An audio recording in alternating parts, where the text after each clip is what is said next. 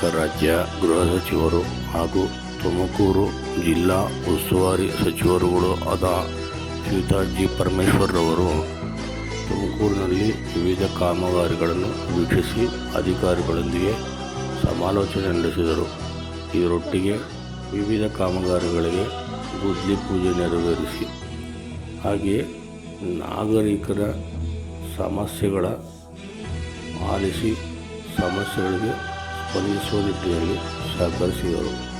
ಎಲ್ಲ ಅಹವಾಲುಗಳನ್ನು ಸ್ವೀಕರಿಸಿ ಅಹವಾಲುಗಳಿಗೆ ಶೀಘ್ರವೇ ಪರಿಹಾರ ಒದಗಿಸುವಂತೆ ಅಧಿಕಾರಿಗಳಲ್ಲಿ ಮನವಿ ಮಾಡಿದರು.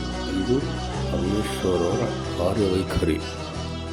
ಸ್ಥಳದಲ್ಲಿಯೇ ಪರಿಹಾರ ದೊರಕಿಸಿಕೊಡುವ ವಿದ್ವತ್ತು ತಾಕತ್ತು ಪರಮೇಶ್ವರ್ರವರದ್ದು. ಜೈ ಹಿಂದ್, ಜೈ ಕರ್ನಾಟಕ.